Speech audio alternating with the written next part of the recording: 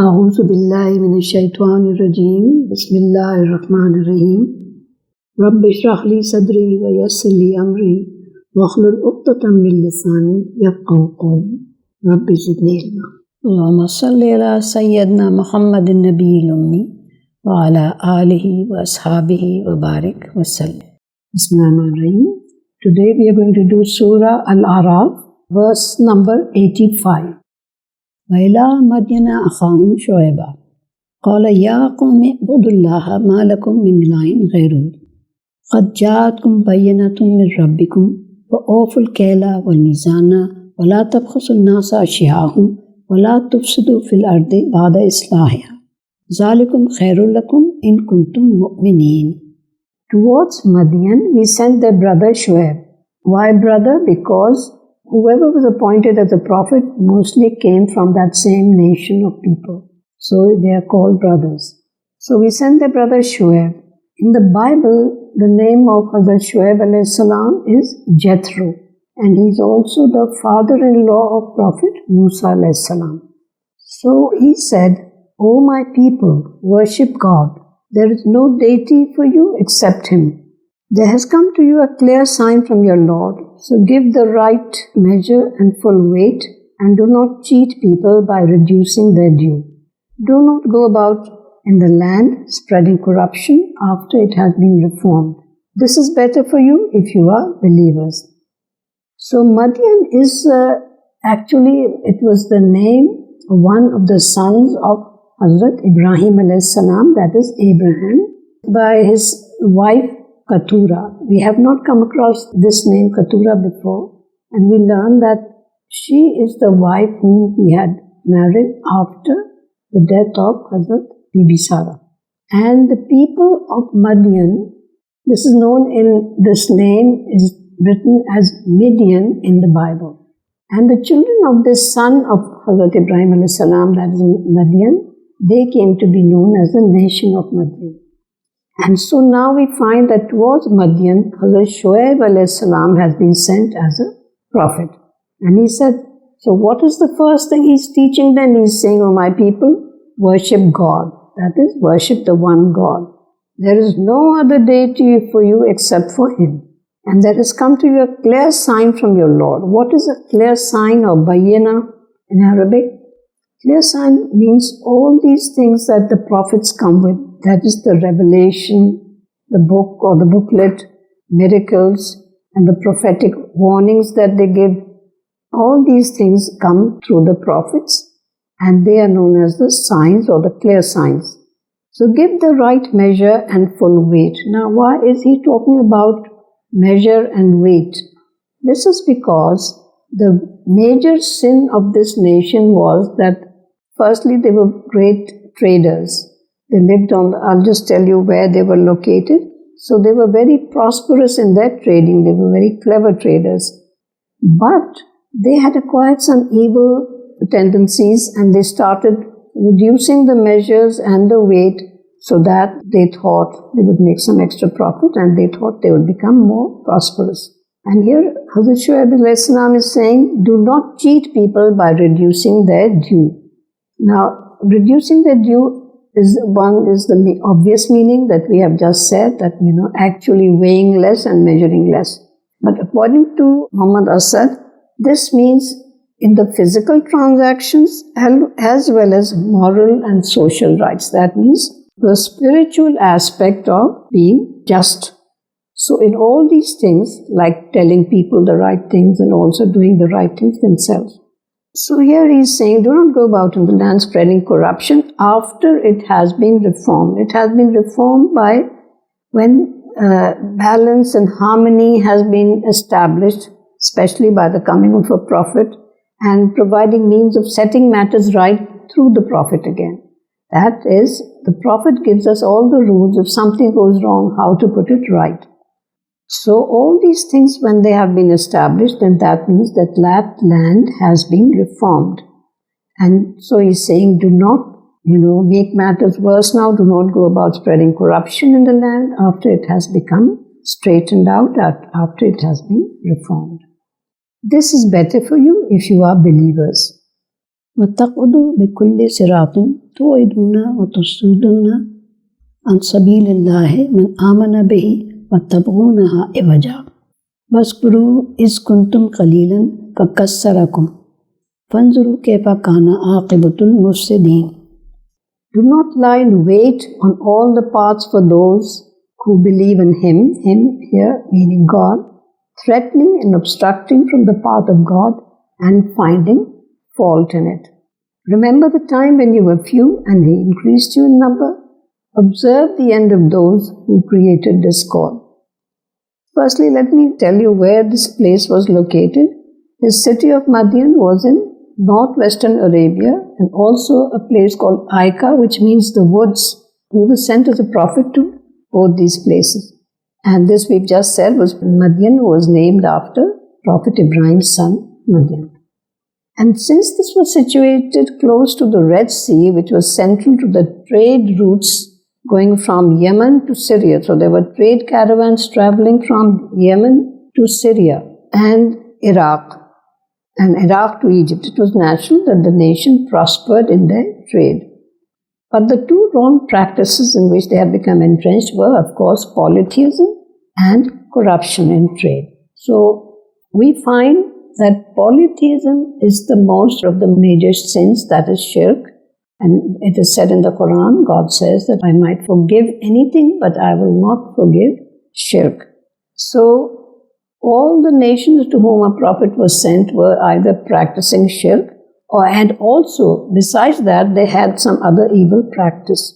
So the other practice was that, of course, of their corruption in trade.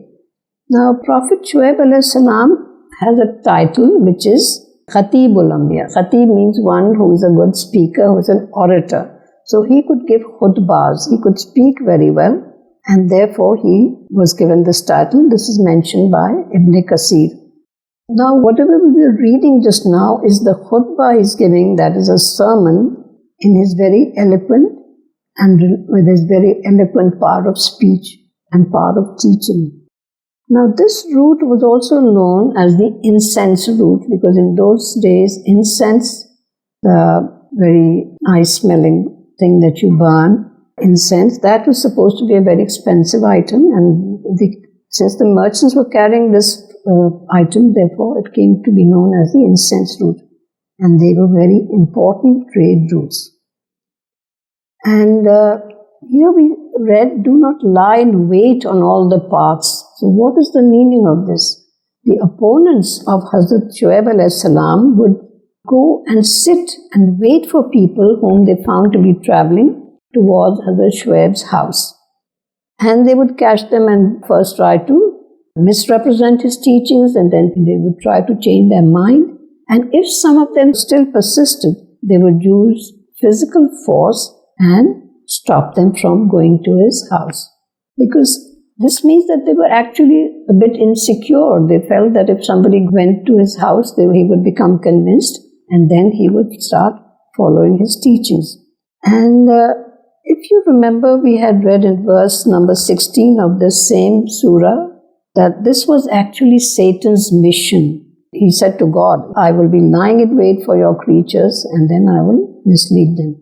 So these people were doing the same thing. They were lying in wait. They were trying to block their passage in whatever way they could. And also they started taking a tax from people. If you want to go this way, you have to give us so much tax. So here they are being told, observe the end of those who created discord. That is, why don't you travel in the world and see the places, the ruins of the nations who did not believe in God, and they had all these evil practices, and therefore they came to a bad end. They were destroyed in the end. Now this theme of good measurement and balance, here we learn that actually it was actual physical material transactions that they were doing. They were not giving the right measures. But throughout the Quran there is a theme of balance. It's not just commercial, but also cosmological importance, Like in Surah Al-Qamar, it is said, in verse number 49, we have created everything according to a measure. And this is said in several places. And God's measure sets sets an example for human beings to establish measure and balance. Measure and balance, of course, also implies that there will be justice and nothing will be as it is not supposed to be. So they were told, do not lie in wait, etc., and finding fault in it. That means misrepresenting to those people and saying, see, this is wrong, and we have been, following up forefathers for so long, and he's trying to take us away from that, he's destroying our culture, so on and so forth. And they tried to make it all appear very crooked. This was stated by the scholar Zamakshari, the commentator. وَإِنْ كَانَ طَائِفَةٌ مِّنْكُمْ آمَنُوا بِالَّذِي أُرْسِلْتُ بِهِ طَائِفَةٌ لَمْ يُؤْمِنُوا فَاصْبِرُوا حَتَّى يَحْكُمَ اللَّهُ بَيْنَنَا وَهُوَ خَيْرُ الْحَاكِمِينَ. And if a group from you has come to believe in what I have been sent with, and a group has not come to believe, then have patience until God judges between us. He is the best judge of all. Hereby mentioning that God is the best judge and that He is going to judge between us, this is like a warning to the disbelievers, and also it is meant to encourage the believers, because the believers are doing all the things, trying to do the things that are right, and therefore if God is going to judge between them, then they have some hope that they will be successful. قال الملأ الذين استكبروا من قومه لنخرجنك يا شعيب والذين آمنوا معك من قريتنا أو لتعودن في ملتنا قال أولو كنا كارهين. Those leaders who were arrogant from his nation said, we will throw you out, O Shuaib, and the people with you from our township, or you will have to return to our beliefs. He said, and what if we find them to be repulsive?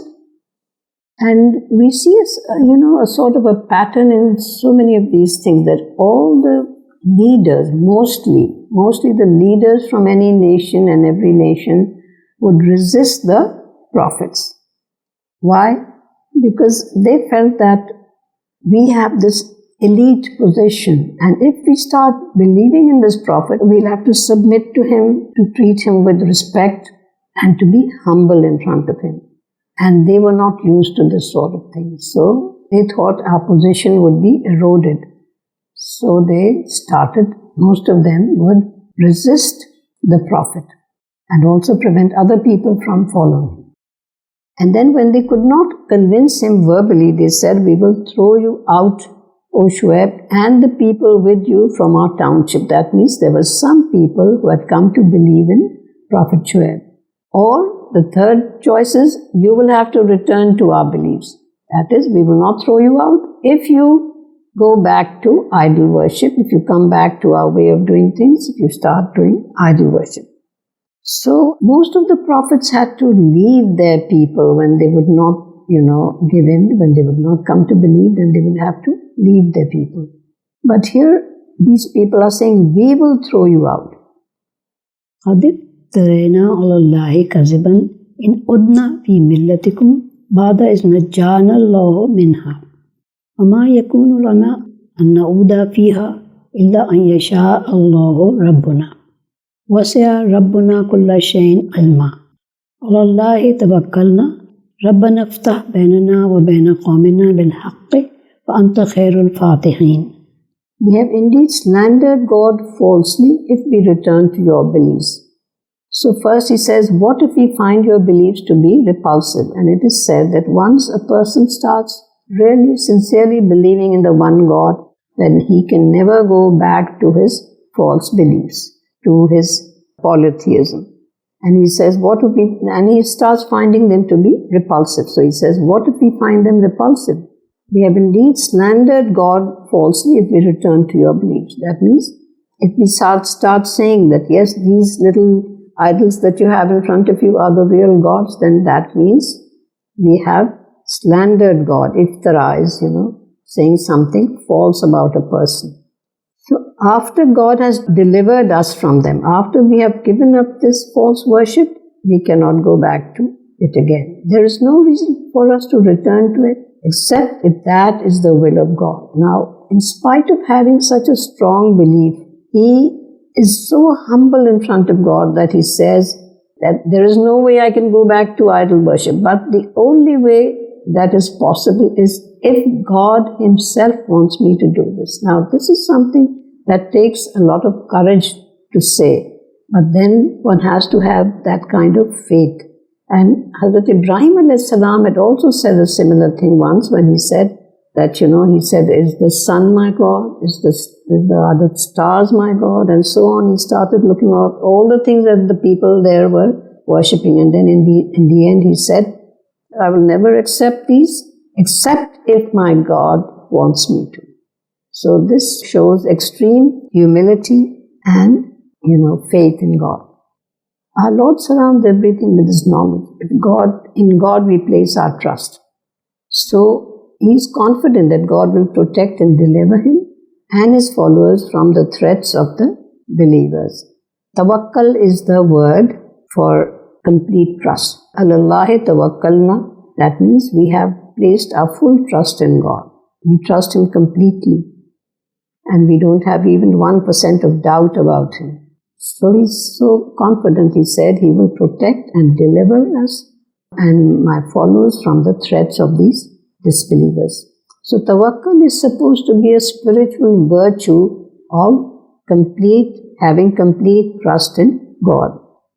And in one place in the Quran it says, فَلْيَتَوَكَّلُ الْمُتَوَكِّلِينَ. That means those who trust God should trust God fully.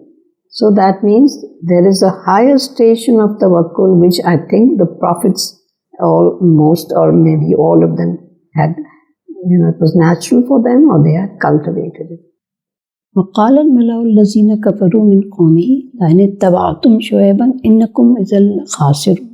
Said the leaders who were unbelievers in his nation, if you follow Shuaib, you will be of the losers. Now what is another tactic they're trying to use? They're trying to frighten the people of their nation and they're saying, if you follow him, you will become of the losers. That means that you will be misled and you will be deluded from the original religion and you will be destroyed. But actually, it was just the opposite. And in verse 90, as we go on reading the next verse, this rebounds on the disbelievers who actually were the losers themselves, and also in verse number 92. Also, the people of the nation they were told by their leaders that if you stop cheating in your trade practices, then you will suffer a great loss. So they are trying to use all the points and tactics that are available to them. So they are saying, if you follow Shuaib, you will be of the losers, both spiritually and materially. فأخذتهم الرجفة فأصبحوا في دارهم يعصمين. That the quakes of the earth seized them, and in the morning they were found fallen on their faces. So when the time of their reprieve or the time given to them by God to accept what the prophet was saying, when that had expired, then the earthquake is supposed to have come. And this has been described in various ways, that according to some accounts, that first terrible heat wave was sent to them, so that even water and the shade provided no relief to them. Then a cool cloud bearing refreshing breezes came over them, and they were very happy. They thought it was going to rain. And when they all had gathered under that cloud, it released with great force fire and flame. This is stated by Ibn Kasir. And it wiped them out completely, followed by an earthquake and a cry, and they were totally wiped out. Later on we read about the cry. This is, Sayhatan Wahidatan. The single cry is so loud that it can kill a whole nation. And some commentators have stated that this is the cry of the angel, a scream of the angel, which nobody can tolerate.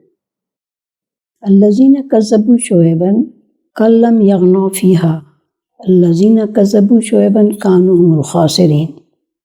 Those who denied Shuaib were destroyed as if they had never lived there. That means they were completely destroyed. Not a single, it is often said that even the severest of accidents, sometimes the children are saved miraculously. But here nobody at all was saved. They all died. They were completely wiped out, completely destroyed. And here it is said that those who denied Shuaib were the ones who were the losers. Like they were frightening their people that they would be the losers if they came to believe in Shuaib. But actually, those who did not believe were the losers, and they lost both the worlds. Neither were they successful in this world, and nor will they be successful in the hereafter.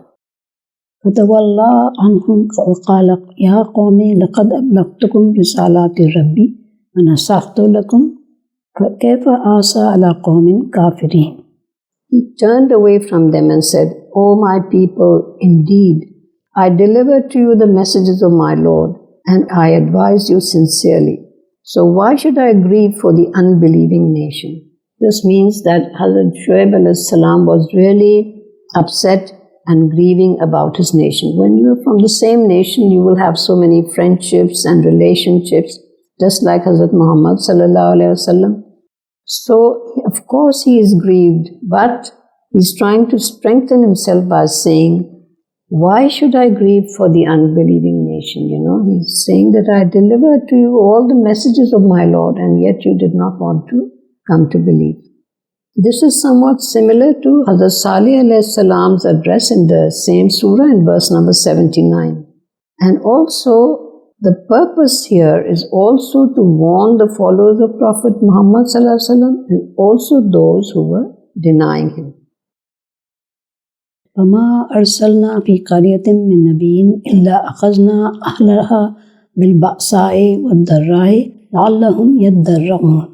Whenever we sent to a township a prophet and they denied, we caught its dwellers in the intensity of suffering and pain. One thing I would like to mention here that we are just reading about the Middle Eastern prophets. So why, and if we know that there were 124,000 prophets, why don't we have some other names? This is because at the moment when the Quran was revealed, it was addressed to Prophet Muhammad, and he was the leader of he was the prophet of the Arab people, the Arabic-speaking people. And most of the prophets who are mentioned here are the prophets who were already known to these people, and they might also have known something about their histories or stories. So here it is said, whenever we sent to a township a prophet and they denied, we caught its dwellers in this intensity of suffering and pain so that they would plead humbly. So it was expected that when they started suffering, it happens that when people start suffering, we ourselves do that. When we have some kind of problem, then we started praying more and more to God. But sometimes, when we are successful, then we forget about praying or not praying. We don't pray so intensely. Now here verses number 94 to 102 is like a conclusion and commentary on the stories of prophets Nuh, Hud, Saleh, Lut and Shuaib. And the sending of the prophets was accompanied by adversity as a test. Misfortune, hardship and loss, sometimes alternation between hardship and ease. And both these things were trials. Even if one was made prosperous, then that was also a trial. So this is expected to create both humility and gratitude. And also the suffering was given to them so that they would realize their own shortcomings and, realize that their pride was a false pride, and their overconfidence would be exposed in their own eyes, and they would learn the value of humility, and they would realize the truth of the Prophet's message. And sometimes, some people who did come to believe in the prophets, they realized all these things. ثم بدلنا مكان السيئة الحسنة حتى عفوا وقالوا قد مس آباءنا الضراء والسراء فأخذناهم بغتة وهم لا يشعرون. When we replaced suffering with comfort, they increased in rebellion and said, our fathers had also experienced both pain and ease. So we caught them unexpectedly when they were not aware. So instead of becoming more humble, they became more overconfident and arrogant. Now the word increased here is supposed to mean that they were increased in wealth and prosperity and also in their numbers. That means the number of their population increased. And of course, all these things that we are reading are lessons for all times and for all the followers of Prophet Muhammad, even for us today. So they increased in rebellion means that they failed and that they did not become grateful, nor did they think of it as a test or a gift. After becoming totally heedless, they were caught suddenly. That's how the punishment came. وَلَوْ أَنَّ أَهْلَ الْقُرَىٰ آمَنُوا وَاتَّقَوْا لَفَتَحْنَا عَلَيْهِمْ بَرَكَاتٍ مِّنَ السَّمَاءِ وَالْأَرْضِ وَلَكِنْ كَذَّبُوا فَأَخَذْنَاهُمْ بِمَا كَانُوا يَكْسِبُونَ. And if the dwellers of the townships had come to believe and had become conscious of God, we would have opened upon them the blessings of the heavens and the earth. But they denied. So we caught them because of what they did. So here the word Qura is used for these townships, sometimes also translated as the villages, small cities or small townships. So if they had come to believe and become God conscious, then God conscious is the word for taqwa. If they had become muttaqeen, then we would have opened upon them the blessings of the heavens and the earth. That means the blessings of both this world and the next would have been available to them. But they denied. They kept denying. They did not believe the prophets. We caught them because of what they did. أَفَأَمِنَ أَهْلَ الْقُرَىٰ أَن يَأْتِيَهُم بَأْسُنَا بَيَاتًا وَهُمْ نَائِمُونَ. Have the dwellers of the townships become fearless, that our punishment might come on them in the night when they are asleep? By fearless here is meant that they have acquired this false sense of security about punishment that they might receive in this world as well as the punishment in the next world, in the hereafter. We find that in the two following verses, the same kind of rhetorical question has been asked. Have they become fearless? Have they become fearless of God's secret plan or punishment, etc.? So these three verses are connected. And here by the townships is meant Makkah and its surrounds. And this means that the Quran here is addressing the disbelievers or the Quraysh of Makkah. أَفَأَمِنَ أَهْلَ الْقُرَىٰ أَن يَأْتِيَهُم بَأْسُنَا ضُحًى وَهُمْ يَلْعَبُونَ.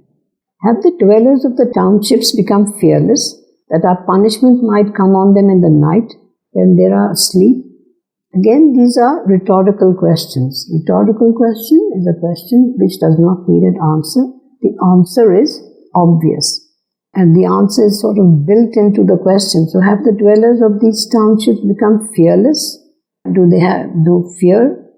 Even though all of them knew about the former nations and their destruction, that our punishment might come on them in the night when they are asleep. So the punishment comes at night. That means they have absolutely no chance of asking for forgiveness or trying to save themselves. And fearless means that having a false sense of security about the punishment in this world as well as the next. This is stated by, I think, by Ali Razi, Allama Razi. Come to them in the night when they are asleep.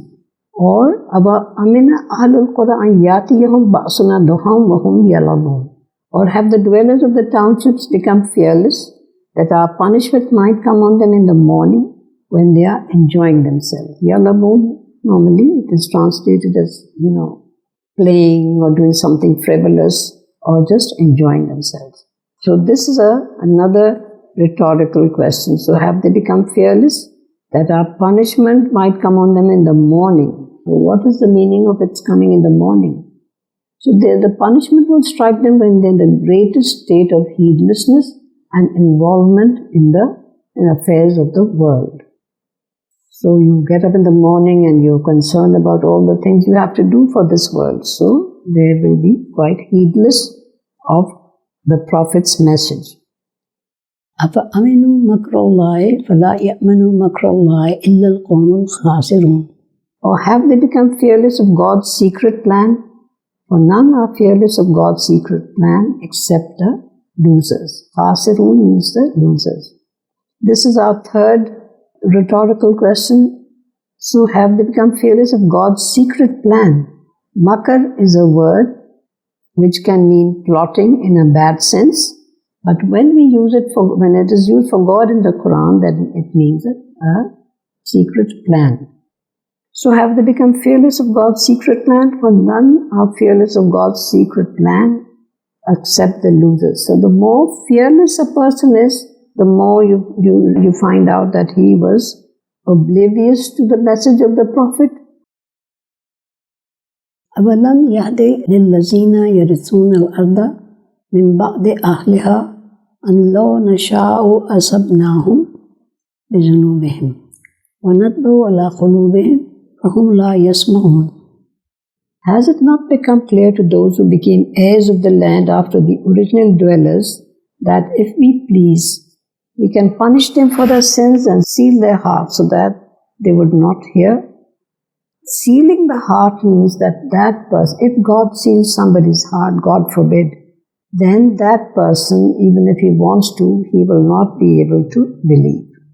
And that happens only after the reprieve, after the time limit for that person has been expired. That means somebody who's, this is a punishment for the sealing of the heart is for those who are blatantly defying the prophets and disbelieving in their messages and exceeding their time limit. And this expression about sealing the hearts is found throughout the Quran.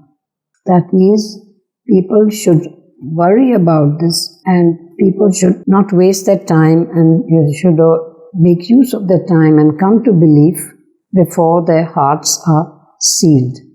This is also a warning to those who came later, for example, the Quraysh of Makkah. تلك القرى نقص عليك من أنبائها ولقد جاءتهم رسلهم بالبينات وما كانوا ليؤمنوا بما كذبوا من قبل كذلك يطبع الله على قلوب الكافرين. These are the townships or villages of which we relate to you some of their news. Indeed, there came to them their messengers with clear signs. It did not happen that they would believe in what they had rejected earlier. This is how God seals the hearts of the unbelievers. Now, these are the narratives of the earlier nations, and we realize after reading so many of these narrations that God always helps His prophets and their followers against the enemies in this world. And the prophets and their followers are also rewarded in the next life. And we also find that many of the nations who turned away from God and started practicing shirk or polytheism, these were the nations whom God had blessed abundantly. And after they became prosperous, they became arrogant and stopped believing in God. وما وجدنا لأكثرهم من عهد وإن وجدنا أكثرهم لفاسقين. We did not find most of them to be true to their word. In fact, we found most of them to be disobedient. Now, most of them could refer, since we have been talking about all these nations, they could refer to the nations of Noah, Noah alayhi salam, Saleh alayhi salam, Hud, Lut, and Shu'aib alayhi salam, and all those people who rejected their messages, and all the other nations as well who had rejected their messengers. But it could also refer to people in general. And we did not find most of them to be true to their word. Now, what is the word? What is the pact which they did not keep? What is the oath? According to some commentators, this refers to the pre-temporal covenant, which means before time. When we read in the same surah, we'll come across this in verse number 172, when God collected all the souls of all the people who were going to be born in this world, all the children of Adam, Adam alayhi salam, and asked them, Alastu bi rabbikum? Am I not your Lord? And this, it is said, is present in the subconscious mind of every human being since he had been asked that question. And they had all answered Bala, that means yes, of course, without doubt, yes. But if they are not believing in God now, that means they have failed to keep their covenant, failed to keep their word, and also to act on it. ثم بعثنا من بعدهم موسى بآياتنا إلى فرعون وملئه فظلموا بها فانظر كيف كان عاقبة المفسدين. Then we sent after them. So we just read about the story of Hazrat Shuaib alayhi salam. Now we come to Hazrat Musa alayhi salam. Musa alayhi salam is the most mentioned prophet in the Quran. And we will keep, going back to his story again and again. ثُمَّ بَعَثْنَا مِن بَعْدِهِم مُوسَىٰ بِآيَاتِنَا إِلَىٰ فِرْعَوْنَ وَمَلَئِهِ فَظَلَمُوا بِهَا فَانظُرْ كَيْفَ كَانَ عَاقِبَةُ الْمُفْسِدِينَ. Then we sent after them Musa with our signs to Pharaoh and his courtiers, but they treated him unjustly. Observe the end of those who spread mischief. Now here the word zulm, zalamu, that means they committed zulm, is used. And I'm mentioning this because last time somebody had a problem with the word zulm, because in many languages it has come to mean just being cruel. But it can mean several other things as well. Here it means people who did not believe. That means they committed zulm. What zulm they did do? That they did not believe in the signs that the Prophet had brought. So they were all punished. This, of course, again is trying to console Prophet Muhammad ﷺ and give him assurance that God is with the prophets and his followers. So even though that country was not destroyed, but all the people who were opposing Hazrat Musa ﷺ, they followed them. They tried to chase Hazrat Musa and all of them were drowned. So they were also destroyed. وقال موسى يا فرعون إني رسول من رب العالمين. Musa said, O Pharaoh, indeed I am a messenger from the Lord of all the worlds. Now, Pharaoh is a title. Pharaoh is not the name of that person, but it is a title which was used for all the kings of Egypt at that time, their dynasty. Pharaoh. Pharaoh is the title. And according to some commentators, the sounds Ra and are used here for on, and this means the sun. And actually, they also used to worship the sun. And also, some commentators mentioned that it was not just one Pharaoh or one Pharaoh at the time that Musa had to deal with. At the time of his birth, it is said that Ramesses II was ruling over Egypt, and his time is supposed to have been from 1225 to 1292 BC. And then the other one was Munfata, and his time came later. He was there at the time of Prophet Musa's declaring his prophethood. حقيق على ألا أقول على الله إلا الحق قد جئتكم بينة من ربكم فأرسل معي بني إسرائيل. So what is the purpose of Hazrat Musa's coming there? Firstly, of course, to try to convince him to worship the one God, and secondly, to free his people, the Bani Israel, from the clutches of the Egyptians.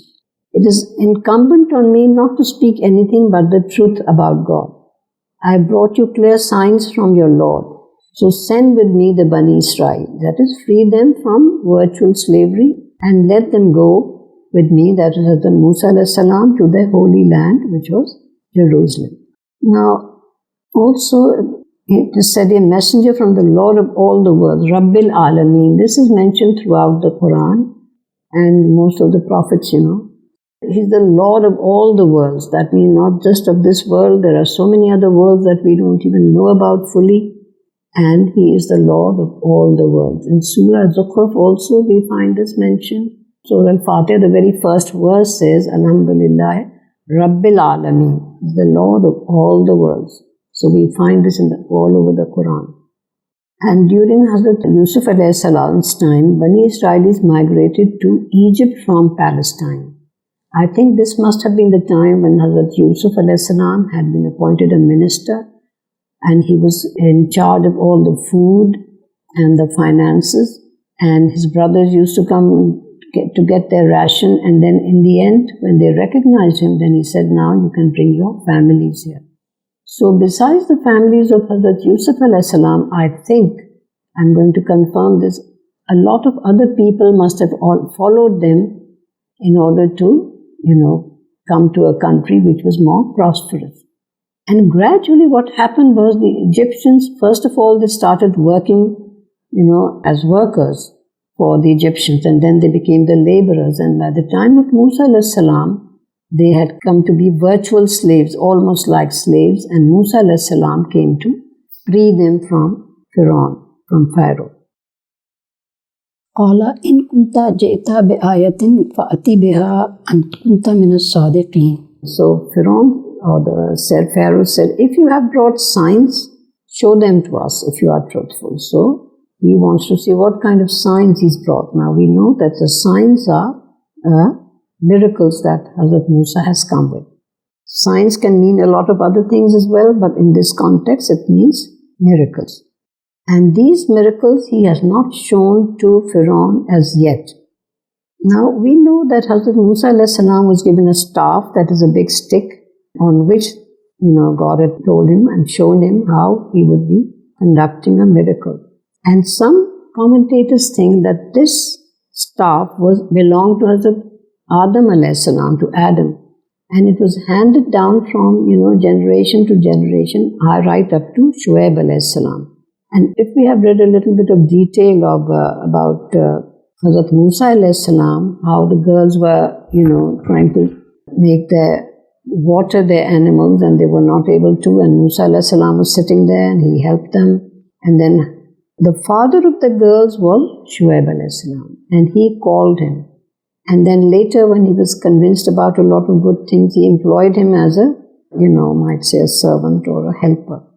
And then he said, when it was time for Musa alayhi salam to leave his house, when he had married his daughter and it was time for him to leave, Shuaib alayhi salam said to him, go to that room, which was supposed to be sort of a dark room, and there are a lot of sticks there, and bring me a stick from there. And the stick that came into his hand was the same staff, which we learn here belonged to Hazrat Adam alayhi salam.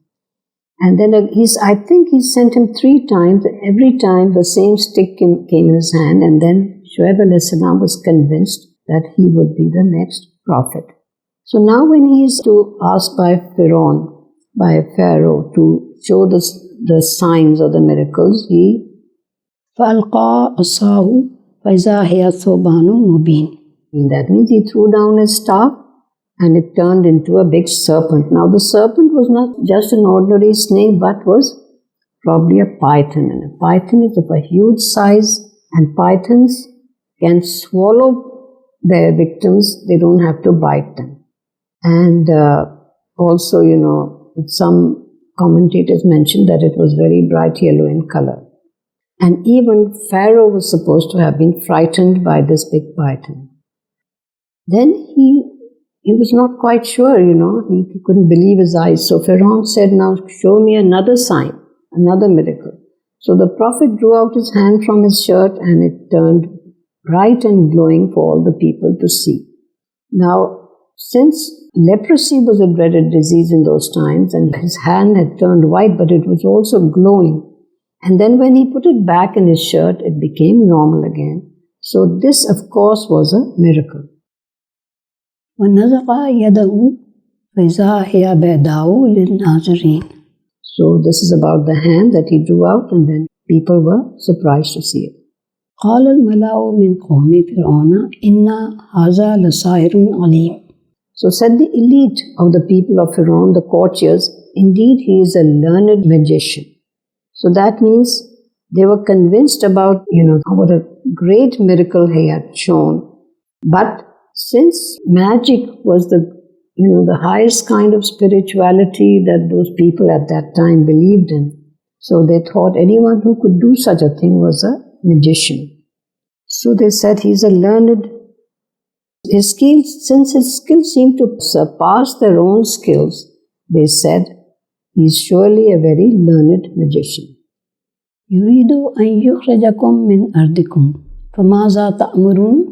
He wants to drive you out from your lands. So what is your advice? So the courtiers are saying, that Musa has an ulterior motive. He has come here so that he can, enchant the eyes of the people here and get hold of your land and drive you out of it.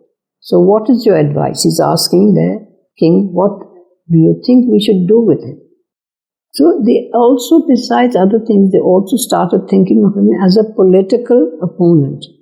And because they thought he was trying to get hold of this rich country. Now, miracles, it is said, can attract those who have an inner inclination for spirituality, but those who are entrenched disbelievers, nothing will change them. So it seems that Pharaoh was one of these entrenched disbelievers.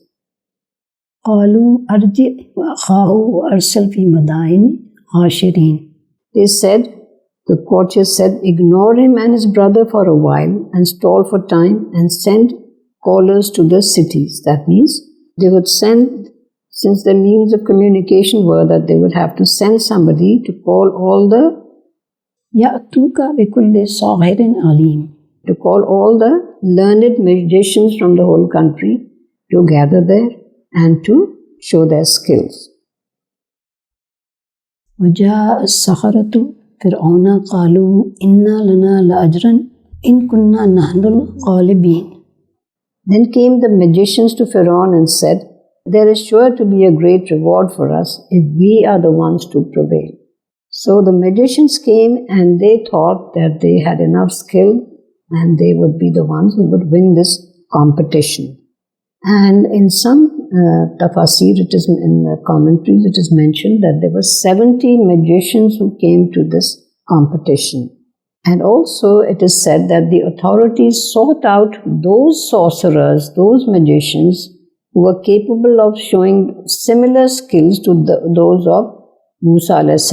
miracles. This is stated by Ibn Kathir. It also seems that they had some kind of a sixth sense. Now in the next, I'll just read the next sentence. قال نعم وإنكم لمن المقربين. So this is Pharaoh who is saying, yes, you will be of those raised to special positions close to me. That means your reward will be that you will be given very important positions among my courtiers. And it seems as if there is a sixth sense which is working with the magicians that they are going to be rewarded and they will become close to God. But here they can't, at the moment they can't see all these things and they are talking to Pharaoh. قالوا يا موسى إما أن تلقي وإما أن نكون نحن الملقين. They said, O Musa, are you to cast first or shall we be the first to cast? That means, shall we show our magic first or will you be the first to show it? And some commentators think that the magicians showed some graciousness and adab. Adab is also an Arabic word which means respect. And they showed these and therefore they were rewarded by God. This is stated by Qurtubi. Now it is like an irony of fate that on one side you see this very powerful king who is a god king. He is also worshipped as a god. And his courtiers and magicians. And on the other hand, you have just two people, Musa and Harun. And even of these two, Musa a.s. does not have clear speech. And they are the representatives of the poor and miserable and enslaved people at that time, the Bani Israelis. So anyone who would look at this scene would be sure that the magicians of Pharaoh would be the winners. قال ألقوا فلما ألقوا سحروا أعين الناس واسترهبهم وجاءوا بسحر عظيم. Musa said, you cast first. When they cast their spell, they enchanted the eyes of the people and frightened them and displayed their magical prowess. Now you can imagine that on the stage there are 70 snakes. They threw their ropes and they turned into snakes and also their sticks. And if you have so many snakes crawling on the stage, then they frightened the people who were watching this scene. Now, why did Musa a.s. say, you cast first? This shows his wisdom, so that his own casting will undo that of the magicians. Now, because once they have done what the maximum they can do, then he will come and he will be, he will surpass their skills. And they enchanted the eyes of the people. Now, this has been explained as, some people think that magic does not have the power to change the reality of anything, but can just cast a spell so as to make those looking at it to see what is intended. But there are also some scholars who think that magic can produce changes. So the ropes turned into snakes, and this was of course an act of sorcery, while Hazrat Musa alayhi salam's act was a pure miracle. وَأَوْحَيْنَا إِلَى مُوسَى أَنْ أَلْقِ عَصَاكَ فَإِذَا هِيَ تَلْقَفُ مَا يَأْفِكُونَ. So we inspired, now this is the word of God, we inspired Musa to cast his staff. It changed into a serpent and started swallowing their false show. So Musa a.s. it seems had waited for God to instruct him when exactly at what moment to start. So we inspired Musa. When he received that inspiration and the command, then he cast his spell or he performed his miracle. He threw down his staff and it changed into a big python and it started swallowing all the other snakes that the magicians had produced. And when the show was over, Musa a.s. took hold of his staff and it turned into its former state. So this, of course, was the most awe-inspiring thing of all the things that people had seen that day. فَبَقَعَ الْحَقُّ وَبَطَلَ مَا كَانُوا يَعْمَلُونَ. Thus the truth was upheld, while falsified was that which they used to do. So what was upheld? Musa a.s. prophethood was validated. Because he had said, that I'm a prophet and I have brought miracles from God. And now they knew that their, best possible magic could not survive in the face of his miracles. And the truth alighted upon the hearts of the sorcerers. So who were the first ones to come to believe? They were the magicians. Because they knew that what they had performed was the maximum that they could do, the maximum that any magician could do. And anything beyond that came from a higher power. So they were the first ones to believe. They were prevailed over and returned humiliated. فَغُلِبُوا هُنَالِكَ وَانْقَلَبُوا صَاغِرِينَ وَأُلْقِيَ السَّحَرَةُ سَاجِدِينَ. That means the magicians fell prostrating. That means they fell into a sajda, in a position of doing sajda.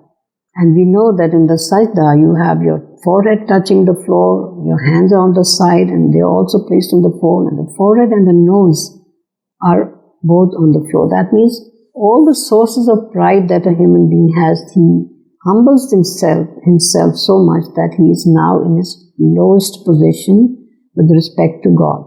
So somehow, either they had been doing sajda to Pharaoh before and they knew about sajda, that is why they submitted to God. They said, we believe in the Lord of all the worlds. قَالُوا آمَنَّا بِرَبِّ الْعَالَمِينَ.